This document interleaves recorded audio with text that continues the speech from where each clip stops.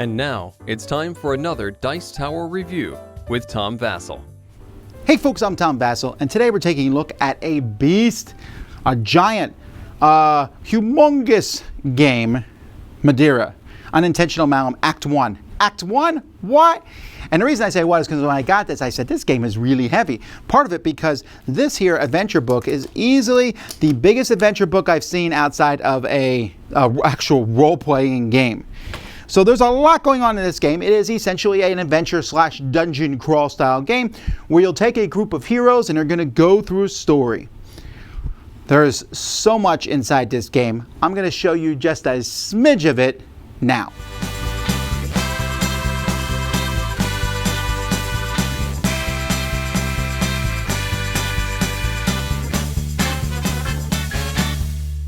There's no way on earth I can explain all the rules for this game in this video. It would be too long. There are videos online that do that already, and you can go to one of our Testing Tuesdays and see us playing through the game with some help from the designer.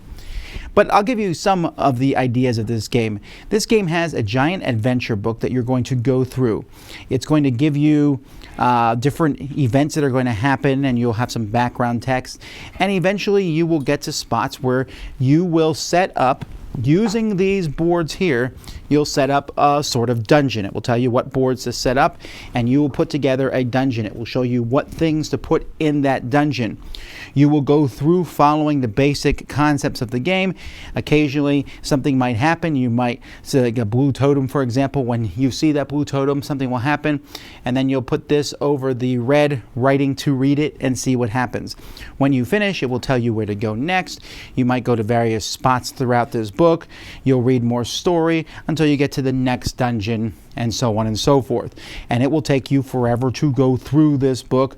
There is another book included with the game if you just want to play some standalone dungeons. In this game, you're going to play very specific characters. Each of these adventurers will have some stats on them. They have presence, lore, agility, perception, and strength. These are usually done to make tests. It has some dice that they're going to be using for conviction and casting. That's both pro and anti-magic attacks. And then it might give you some special abilities. It will also give you their health. In this case, Rook is 14, she's 12. Their defense, which is 9 in both cases, and their movement, which is 6. However, at the beginning of the game and over the course of the game, you're going to be able to go to stores and buy from tons of different weapons and items that you'll start with mundane, work your way up to uncommons and rares, and there's all sorts of different things that you can find. So for example, let's take a look at an outfit that I put together for Remy here. There are so many possibilities. So for example here, I gave Remy a mundane core here, which basically says at the end of a round she gets a free mundane consumable, and it changes her conviction from a purple die to a white die. The game uses various dice, so you'll start with purple dice, which have sides of 1, 2, 3, 5, 6, and 7, and also have various amounts of books and shields on them that are used in combat and magic situations. And so a white die is a little bit better than that. So instead of its lowest number being a 2, now its lowest number is a 3. So that utility core helps her out. I also gave her a mundane weapon here, which is a longbow, which gives her a range of 6. It uses both her hands, and when she attacks someone, she uses a purple and a white die. When she attacks, there's a passive ability here, and also for every 2 shields she rolls, she gets +2 damage. For a star, +1 damage, and if she rolls 2 books as a follow-up, she can move after she makes that attack. I then have some arrows for her, some various arrows that she can use and flip over to do various things. A quiver here, which lets her carry extra arrows because a character can only have so many things. I gave her some other consumable things like a plank, a juice box, and throwing knives, and then some armor here, which adds 1 armor to her for when she takes an attack. Now the whole point of this game is players are going to be taking their turns and doing actions, and they're going to be picking up items and weapons. But they also are going to be going through and learning different skills, and this is how you make your characters different. So here she has a level 1 Subterfuge and a level 1 Sanctus skill. This one here lets her heal people, and this one here, her range attacks get +1 physical damage.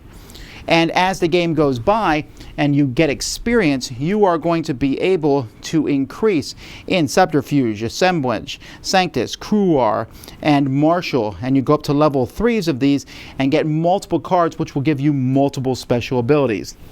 Not to mention, as you kill creatures, you get gold and things, and there are tons of different cards, again, from mundane and common and uncommon and ranged, and you can get all sorts of weapons. Each scenario is usually going to take a certain number of turns, where you will shuffle both any enemies that are in the set along with the heroes in the set and turn them face up, and that's the initiative, that's the order that they will go in. The monsters themselves, when you have a monster, you might have different color bases on the monsters to differentiate them, but they have special abilities, and then you just follow kind of a script. Can it do this? Can it do this? Can it do this? And it will move and attack with its dice, and it has its stats too. When you attack someone, it's pretty simple. You're going to roll the dice for the attack. So let's say, for example, she rolls, she gets a 4. That's a pretty bad attack. Here's a 10. You will then compare that to the defense of the enemy you're going after. So hopefully you are able to roll a high number. Let's say I hit this animate here. It has a defense of 9. I roll a 10. So 10 minus 9 is 1. That's how much damage I'll do. 1 damage. But remember, the books and the stars and the shields and things might add more damage.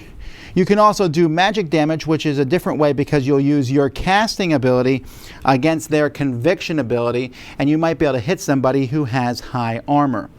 There are also things that add to defense. There is armor, which will subtract from damage. And there's other various things and special abilities that will affect it. But essentially, you're going to roll some dice and you're trying to get a high number and to overcome them. There's also a black die that you can add to your attack, which can add a whole bunch of symbols, but also gives you the chance of missing. And you can also roll this die as a defense so that you can try to block your opponent more. This is going to be basically worked out from the players having a certain number of action points. Each turn she'll get 3 of them, and she has a maximum of 5, so you can save some from turn to turn. And so she has an ability called Natural Flight that she can spend 2 to fly across the board. But for example, movement, you can spend 1 action point to move.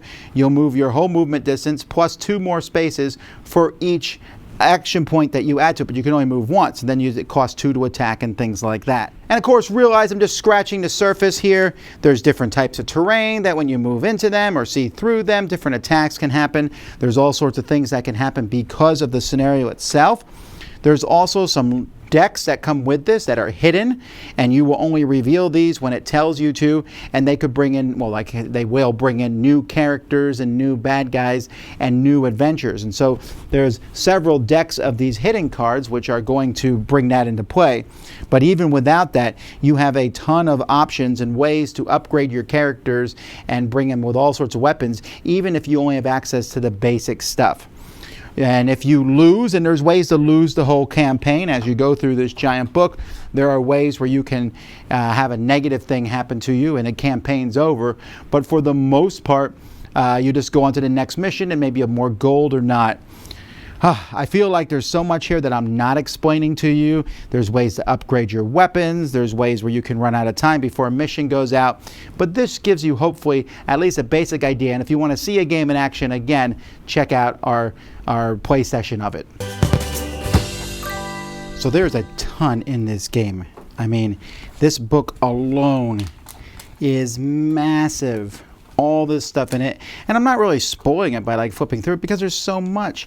Now there is a ton of writing in this game, like for example, after this particular scenario, there's a page, another page, another page, another page, another page, another page, another page, another page, another page, and then you go to this next section, and then another page, and another page, and finally you get to the next scenario. Then more pages, and then there's another scenario. And now we're fighting for a while. Okay, great. We get to fight, go through this, and see what happens. And now there is more text and stories and maps and stories and stories and stories and stories. And that's kind of how the game is, and that's why this book is so massive. So let's look at other stuff in here. So we have this extra little kind of side quest thing you can do. This is the basically the book that you play through if you want to just go through and play like a single scenario instead of the whole big thing.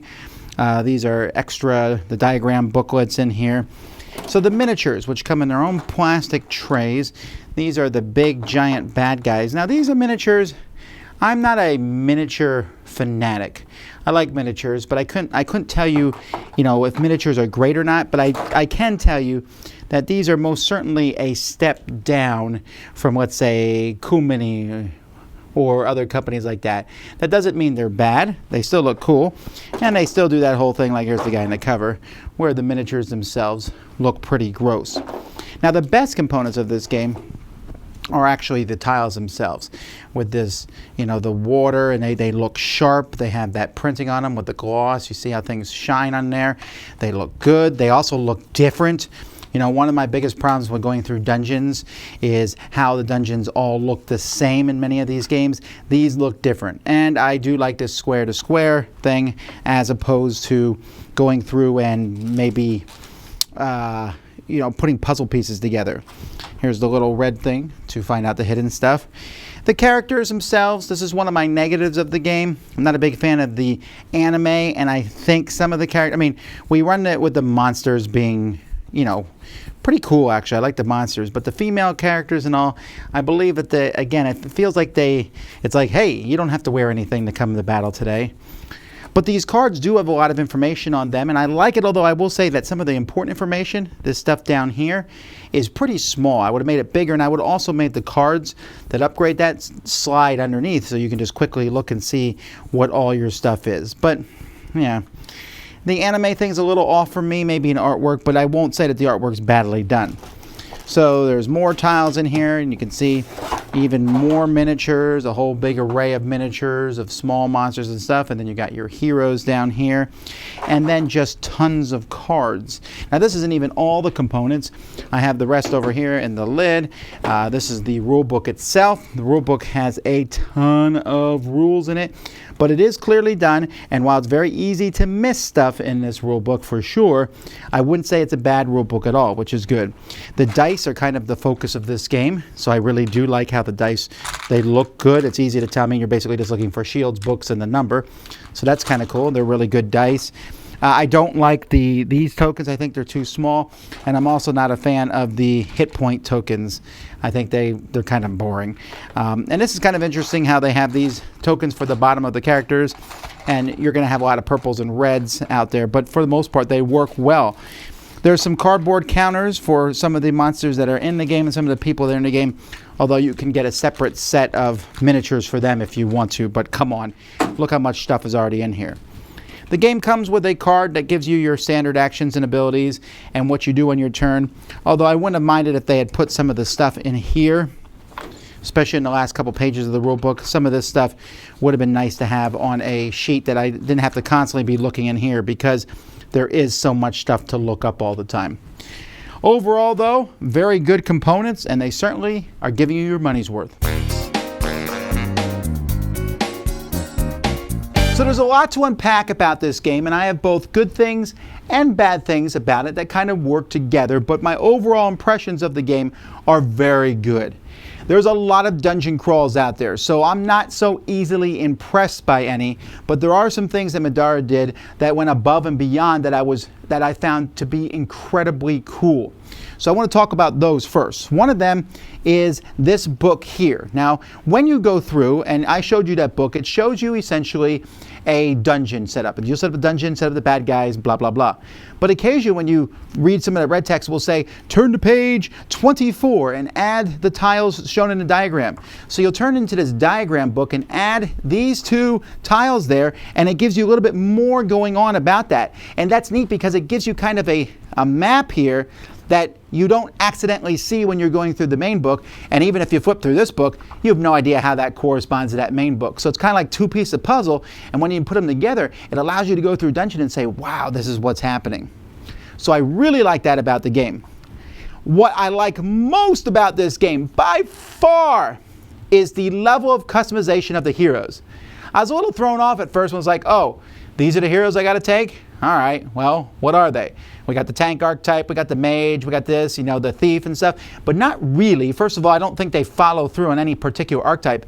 But the fact is, even though they have special abilities, like Rook has some extra hit points and the Remy can fly and things like that, other than that, you want to make Rook a healer? Make him a healer. You want to make Remy the healer? Make her the healer. You want to make one an archer? You want to do all this stuff? Go for it. And that is cool. Not only that, you have all this stuff in front of you, and you're like on your turn, you're like, ooh, I'm going to use this ability. I'm going to use this. I got this special ability. And you feel like you're powerful even on level 1. Now, don't get me wrong. You're not going to be overpowered, and you're going to meet enemies that are going to whoop you sideways and laugh at your corpse. But it feels like you have so much to do.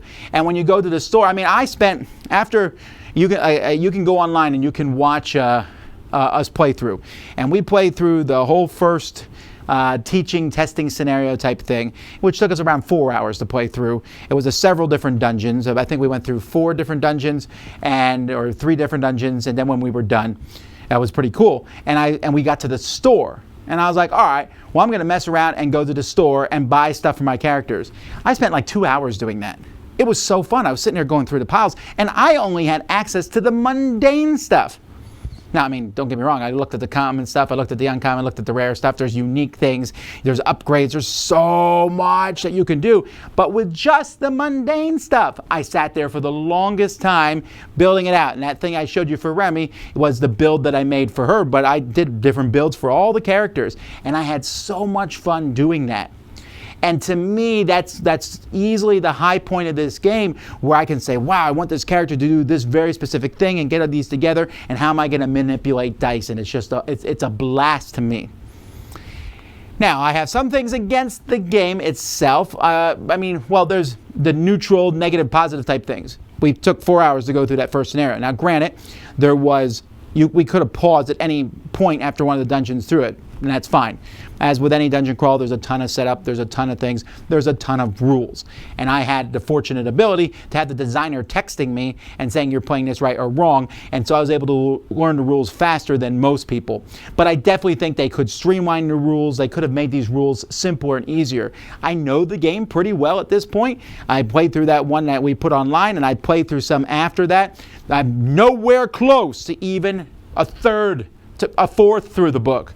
There's just so much. And that's a positive. There's a ton of stuff. Now, the story is excessive, honestly, and the writing isn't great. It's okay, and it's very teenage anime angsty, where after a while I'm getting tired of hearing the main character complain. It's like, shut up. And it's also grossish at points. There's anime gross things that happen.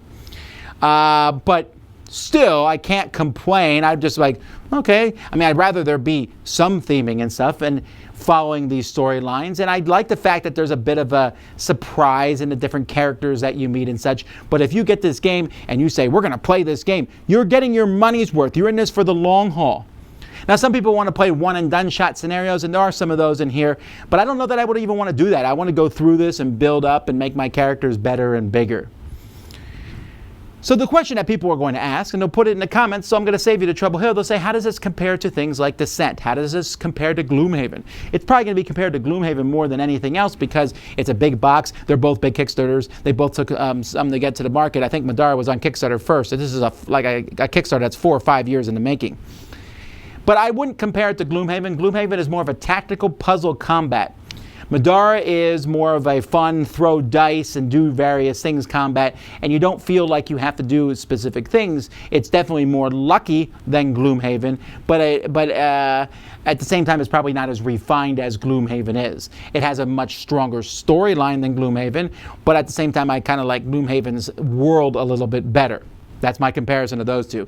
For Descent, at this point, I think I like Middara better than Descent. Descent certainly has the edge in more monsters, more characters, more of everything going on in it. But oh my goodness, there's more content in this box than Descent and all its expansions combined, by far. And I think that's pretty neat. And there's some pretty neat concepts in this.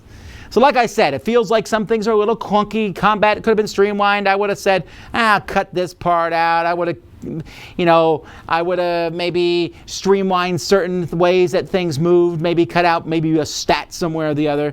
But for the most part, I had a lot of fun playing this. It was a very enjoyable experience. And yes, it's not one I'm going to be able to get to the table all the time, but it's one that when it comes to table, it's fun. Another point I want to make is that I tried to play it solitaire, and it was overwhelming because you have to play with 4 characters. Although they said online they've added some variants now where you can play with just 2 characters. 2 characters is still a lot to keep track of. This is one of those games where if I have 1 character, I'm really happy with it. Now, once I played through several rounds, I actually did play some solitaire, and I can handle it barely. And even then, I'm forgetting, oh yeah, I could have activated this and activated that. So I think this game is solitaire-ish, but you're better off playing this with a group, which is how I like playing dungeon crawls anyway. So that's that. That's Middara. There's so much more I could probably say about the game. Definitely, if you have the time, go watch our playthrough of it. I might skip the first hour, so once we get started and understanding all the rules and everything. But that will give you a better feel as to how it goes.